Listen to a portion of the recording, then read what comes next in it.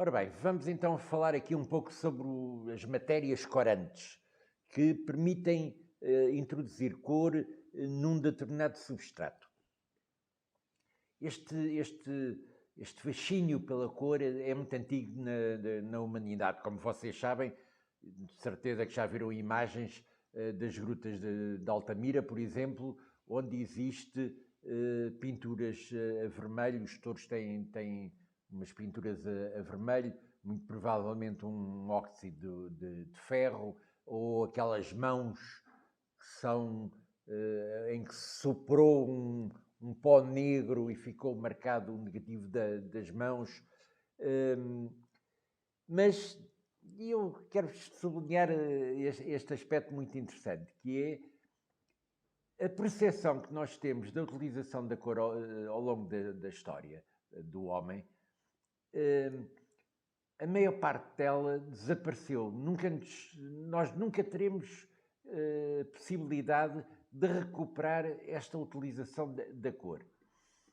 Isto porquê? Porque a cor foi utilizada em materiais que são muito perecíveis e, portanto, desapareceram completamente. Mesmo até períodos relativamente recentes, a percepção que nós temos da utilização da cor acaba por ser muito diminuta. Eu estou-me aqui a lembrar que, para além destes materiais perecíveis, nós sabemos que a cor foi utilizada no próprio corpo das pessoas. Ainda hoje em dia existem tribos em determinadas regiões do mundo em que há uma tradição de pintar o corpo. E temos também essa percepção num corpo que foi encontrado nos Andes, congelado, em que ele tem uma série de desenhos gravados no corpo. De onde a cor foi, de certeza, muito, muito utilizada. Um mundo de cor. Por exemplo, estamos agora a lembrar, em tempos mais recentes, claro, mas Parthenon em Atenas. Parthenon em Atenas era pintado. Hoje em dia temos a certeza que era pintado. Já apareceram aí tentativas de reprodução, como é que seria. É um aspecto completamente diferente da superfície pétrea que nós estamos habituados. Porque este gosto pela superfície da pedra é um gosto que nos vem muito do universo romântico do século XIX, entre aspas, da Bela Ruína, etc. Mas o que é um facto é que no passado não era essa a perspectiva. A pedra servia só como suporte para levar a pintura. Mesmo nas nossas igrejas, nós encontramos muitas vezes, com muita frequência, a pedra pintada, já muito desgastada, e muitas vezes temos registro que era pintada, mas ela foi destruída. Foi destruída no bom sentido, quer isto dizer, com a passagem do tempo, com a lavagem, com a necessidade de lavar, não houve a preocupação de conservar essas pinturas, ou houve pouca sensibilidade para conservar essas pinturas. De onde o universo da cor é muito antigo. O ser humano é muito sensível a reproduzirmos cores no nosso mundo ou no mundo que nos rodeia. Ora bem, vamos então pensar, vamos voltar novamente a esta questão das matérias corantes. Basicamente, as matérias corantes ou vêm de materiais inorgânicos ou de materiais orgânicos, de substâncias orgânicas.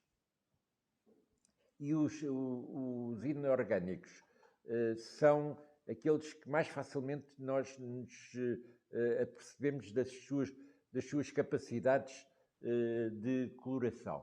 O caso mais evidente é a argila vermelha ou a argila laranja. Essa argila, o próprio oleiro, ao trabalhar, fica com as mãos coloridas e, se diluir muito, quem já viu trabalhar um oleiro sabe perfeitamente que ele está constantemente a lavar as mãos e numa taça para retirar os excessos de barro que tem.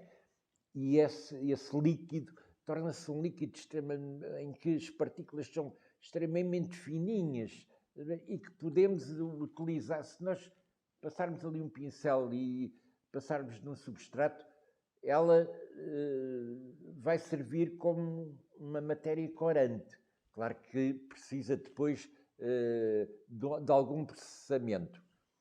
Mas o mais engraçado ainda, que é esse líquido muito fininho, o oleiro no final, para alisar completamente a superfície, mergulha as mãos e passa na superfície. O que acontece? Deixou nessa superfície uma finíssima camada de partículas de argila, que durante a cozedura se vão distinguir do resto do corpo da peça, ganhando uma coloração e um brilho muito particular.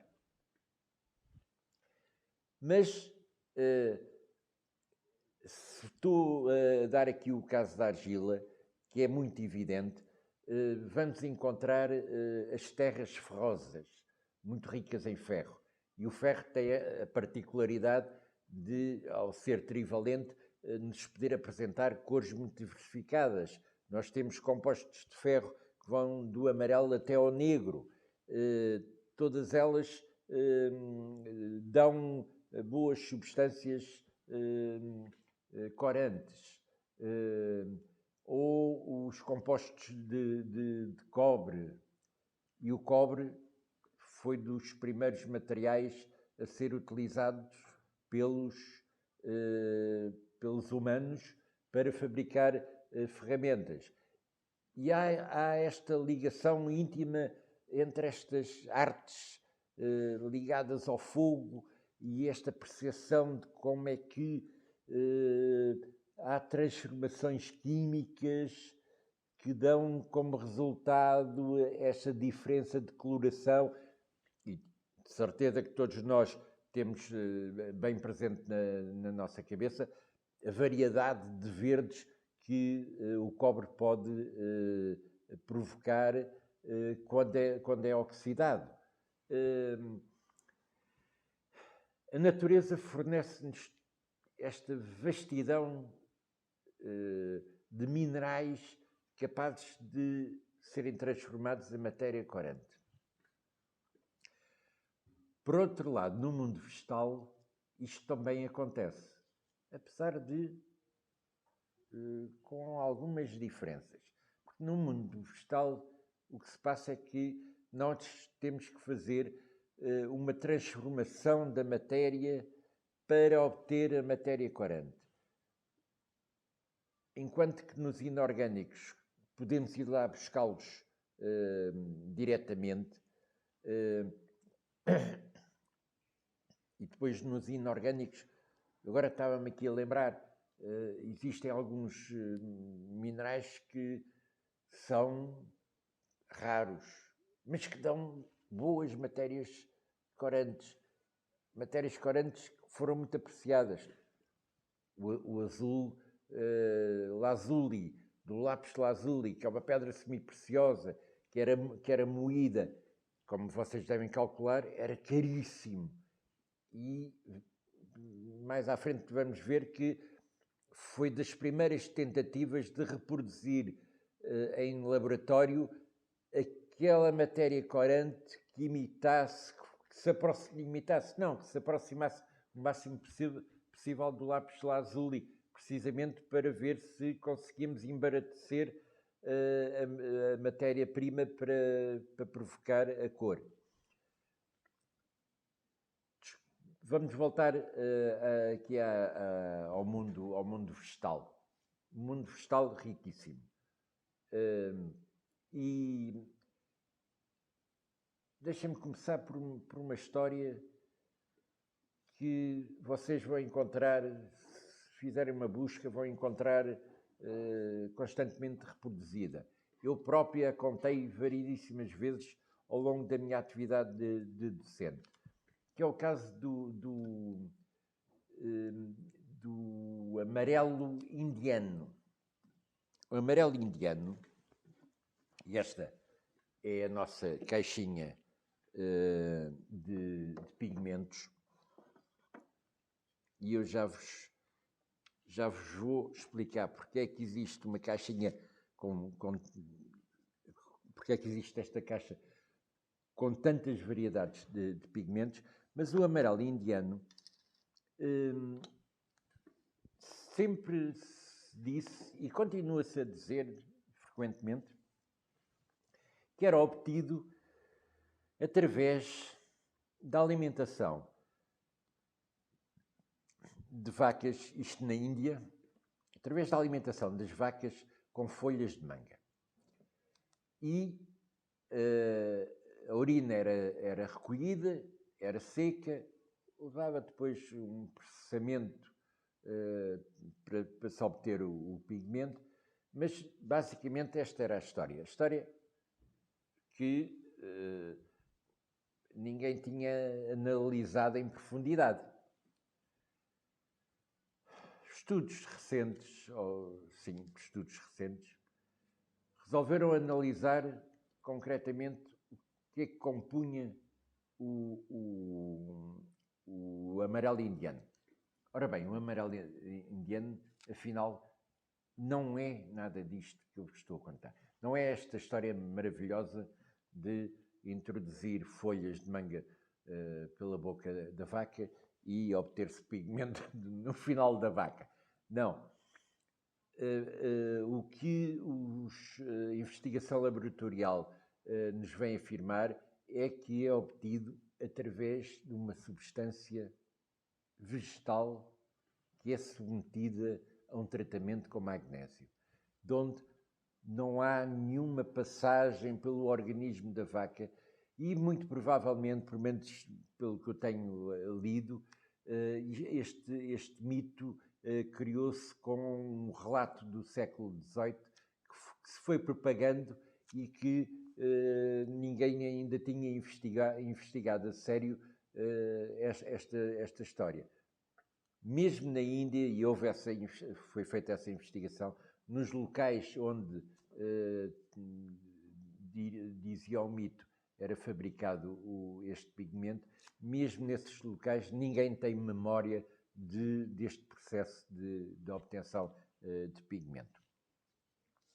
Isto para vos dizer que quando os pigmentos que nós obtemos do mundo vegetal têm que ter, de qualquer forma, têm que ter sempre um processo. E os pigmentos podem provir, ou matéria corante, melhor dizendo, podem provir quer da raiz das plantas, quer da casca, quer dos tamos, das flores, quer das resinas, de onde há uma grande variedade na forma como se obtém matéria corante de substâncias vegetais.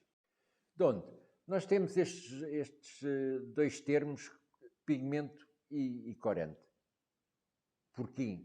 Qual é a diferença entre eles? Bom, a diferença é basicamente a dimensão do grão. Estamos a falar de substâncias que foram reduzidas após muito finos.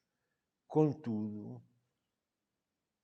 essa dimensão do grão, quando atinge rigor, quando vamos ver em rigor, apercebemos-nos que há uns que têm uma dimensão microscópica quase molecular, em alguns casos, e é esses de um grão que nós não vemos, falamos normalmente de corantes. Porquê? Porque esses são capazes de fazer uma coisa que os pigmentos não fazem, que é, perante um substrato que é fibroso, conseguem penetrar profundamente nesse substrato e tingir ou as interfibras ou entrar mesmo nas células dessas fibras. E há uma fixação profunda. No pigmento, isso não acontece. O pigmento tem, como o grão tem uma dimensão muito maior, o que consegue fazer quando nós aplicamos num substrato é ficar à superfície desse substrato. E estávamos já aqui a falar da aplicação da matéria corante. Ora bem, para nós aplicarmos a matéria corante, necessitamos de uma tinta. E uma tinta é basicamente, fundamentalmente, a matéria corante e um aglutinante ou um veículo para levar essa matéria corante ou para fixar essa matéria corante àquilo que nós queremos. Porque há muitas situações diferentes que têm processos diferentes. De qualquer forma, vocês já estão a ver que se eu utilizo uma tinta em que a matéria corante, para além do grão médio que tem, contiver igualmente algum grão microscópico, essa tinta acaba por manchar, entre aspas, o próprio substrato, porque vai a uma profundidade muito maior. Mas a maior parte dos pigmentos não faz isso. A maior parte dos pigmentos nós juntamos a um aglutinante, aplicamos e ele fica sobre o substrato. Se eu fizer a mesma coisa com um corante, pegar num corante, introduzir-lhe um aglutinante e aplicar numa superfície, ele vai entrar em profundidade nesse substrato. Vamos para um caso extremo. A pintura a fresco. A pintura a fresco, eles preparam a parede com uma massa de cal e pegam numa matéria corante mais o veículo ou aglutinante, que é água, neste caso. E depois, sobre essa camada de preparação, esse substrato de cal, aplicam a tinta. A tinta, não te esqueçam, que é só pigmento e água, que penetra profundamente nessa cal. A fixação como é que se faz? A fixação faz porque vocês vão ter uma profunda alteração química nessa camada de cal que foi aplicada. Sendo um óxido de cálcio, esse óxido de cálcio em contacto com o dióxido de carbono da atmosfera vai se transformar num carbonato de cálcio. Carbonato de cálcio, vocês conhecem o carbonato de cálcio, que é uma pedra, não é? É o calcário, é um carbonato de cálcio. De onde o que aconteceu aqui é que as partículas de pigmento ficaram encalapsadas dentro da própria camada de preparação que a parede levou. Ora bem,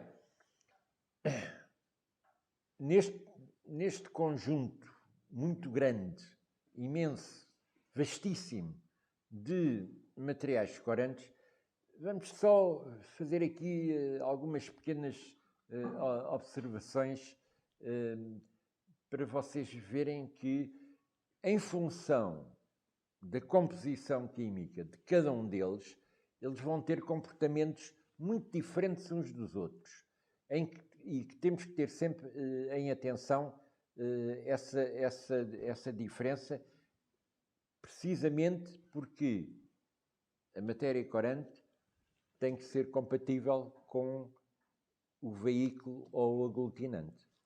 Portanto, vamos então ver algumas diferenças em relação a estes materiais corantes. Vamos pegar aqui num caso que eu pessoalmente gosto muito, que é o sangue de dragão. É obtido de uma resina de uma planta, o dragoeiro, e vamos ver aqui a sua reação com água.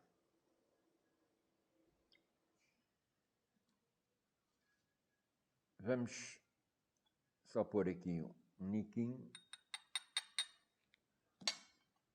E eu, por muito que eu mexa, ele não se mistura com a água. É impossível. Vamos fazer a mesma coisa com um bocadinho de um óleo.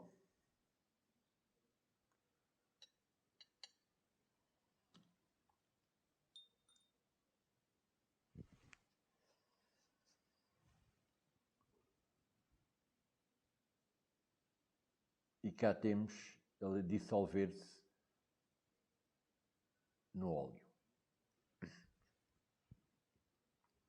Esta é uma resina. Vamos ver agora um pigmento a ter mais ou menos a mesma reação.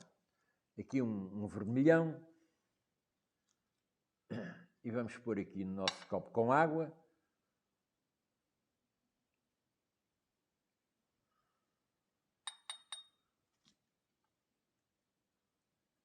E sucede rigorosamente a mesma coisa. Não temos dissolução nenhuma. Se, vamos fazer a mesma coisa, se juntarmos com um pouco de óleo,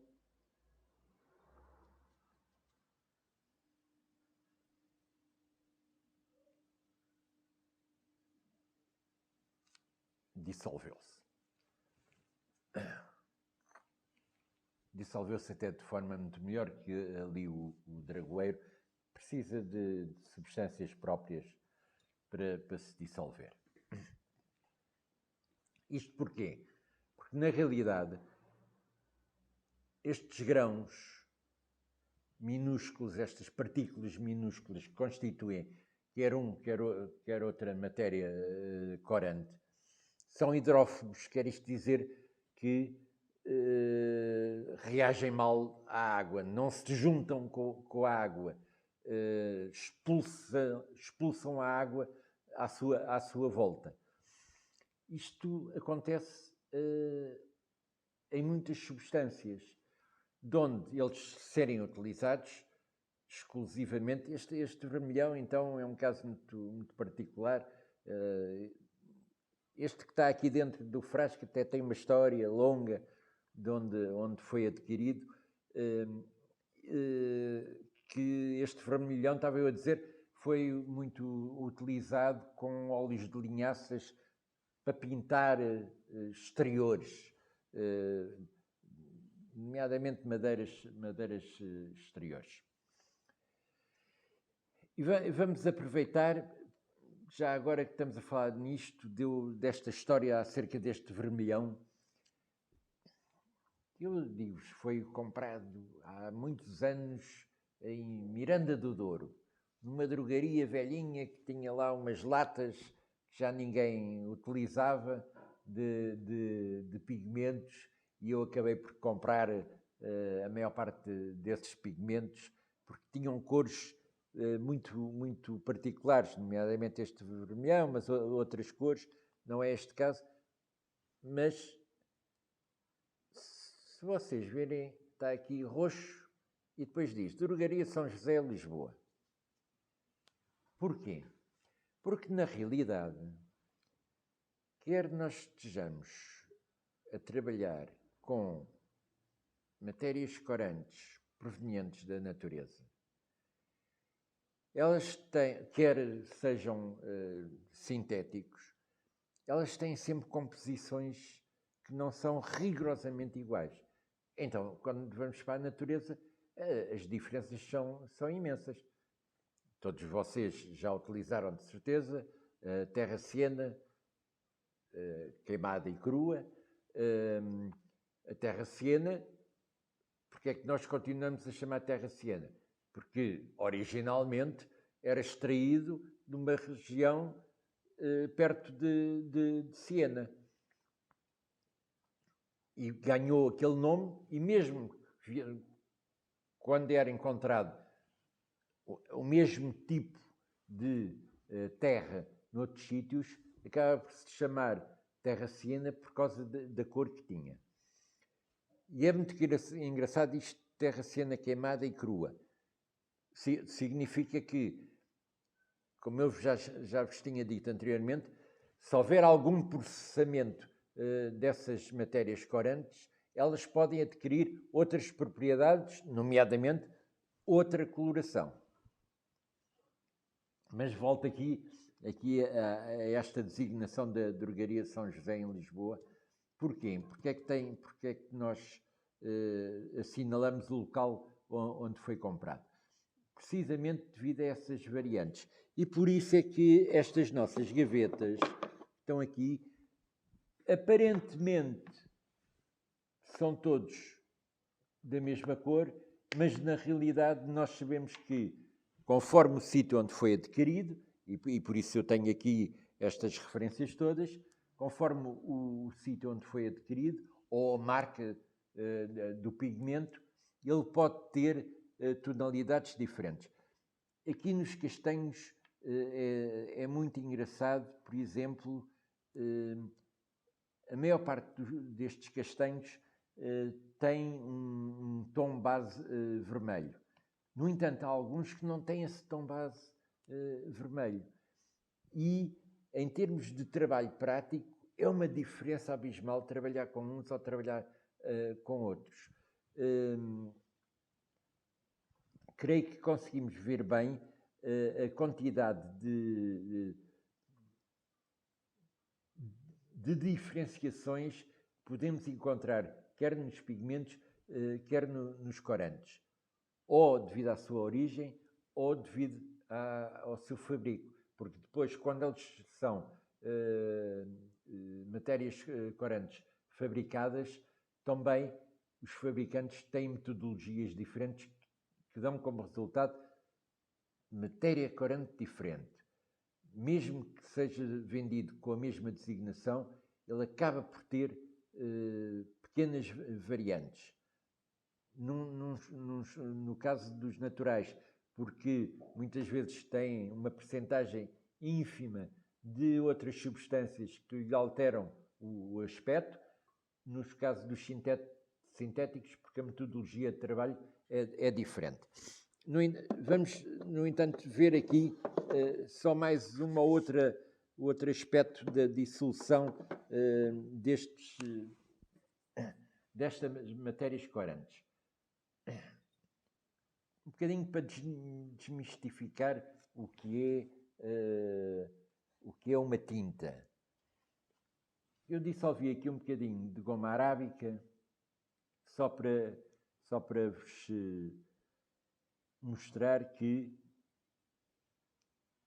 vocês, em situações particulares de trabalho, podem perfeitamente fabricar as vossas tonalidades. Ao fim e ao cabo, o que é que eu estou aqui a fazer com a goma arábica? Estou a fazer um guache. Estou a fazer uma aguarela, basicamente. Porque a composição básica da aguarela é precisamente matéria corante mais goma arábica. Uma têmpera, aquela têmpera mais tradicional, é gema de ovo mais matéria corante. Depois podem ser acrescentadas as mais variadas substâncias para melhorar a qualidade, para melhorar a dispersão das partículas nesta mistura, para criar filmes mais uniformes, para manter durante mais tempo a tinta úmida para poder ser trabalhada, etc, etc, etc. Mas, se nós formos à base da questão, falamos sempre de matéria corante, aglutinante. E aproveitando estarmos a falar disto, eu quero-vos lembrar que há quem fabrique estas tintas. Nós temos um colega, o Lionel Costa, que fabrica tintas e que hoje em dia já tem o seu mercado de distribuição de tintas feitas por ele e pela sua equipa, que é Arte Cor. E eu chamo-vos a atenção até para incentivar esta produção artesanal que muitas vezes nos permite ter uma garantia de qualidade que os grandes fabricantes já não conseguem dar, particularmente na utilização das matérias corantes. Vamos então concluir este nosso pequeno exercício sobre matérias corantes. O que é importante? É importante, quando pegamos numa tinta, quando vocês pegam num tubo de tinta, por exemplo, terem alguma referência sobre a composição e a qualidade dessa composição. Neste caso, nós sabemos, temos aqui um óxido de titânio. O titânio, fantástico. Revolucionou completamente as cores brancas, porque tem boa opacidade, porque é um branco intenso e, acima de tudo, porque foi substituir um branco que era terrível, que era o branco de chumbo. Mas voltamos à nossa conclusão. Saber o que é que a tinta contém. Infelizmente, a maior parte dos fabricantes não nos dão essa indicação. O branco de titânio, porque, lá está, foi uma designação que ganhou estatuto no mundo das tintas. Mas eles pusessem aqui branco da lua, depois não nos vinham dizer se era de titânio ou não. Não acontece com todas as tintas. Por vezes há tintas que há fabricantes que têm o cuidado de colocar o composto que existe na tinta que estão a vender. Mas, acima de tudo, chamar-vos também a atenção de que a quantidade de pigmento em relação ao aglutinante também vai determinar a cor e, acima de tudo, a opacidade da tinta que estão a utilizar. No caso dos corantes, por exemplo, eles são, na sua grande maioria, sintéticos. Eu creio mesmo que já, com exceção do sangue de dragão, creio que já não existem no mercado corantes naturais. Ou melhor, provavelmente haverá alguém que artesanalmente ainda os possa fabricar. De onde? Estabilidade nas tintas. estabilidade do pigmento, estabilidade do aglutinante. Estes têm que ser fundamentais para nós. E quanto menos processamento tiver a tinta, melhor para nós. Quer isto dizer, quanto menos aditivos a tinta tiver, melhor para nós. Alguns serão necessariamente utilizados para poderem ser transformados em tinta. No caso de vocês estarem a utilizar pigmentos com um aglutinante, por exemplo, como verniz, é frequente nós fazermos essa utilização quando é necessário fazer retoques nas pinturas. Por vezes necessitamos de fazer esse retoque com um verniz como aglutinante. É ter conhecimento da natureza dos pigmentos que vocês estão a utilizar. Existem marcas que vendem pigmentos garantindo 100% da qualidade do pigmento utilizado. De onde? E para ver se nós descansamos desta caminhada que fizemos à volta dos materiais corantes. A diversidade é muito grande e vocês têm que ter essa flexibilidade de conhecerem estas variedades muito grandes e saberem os produtos que vos chegam às mãos.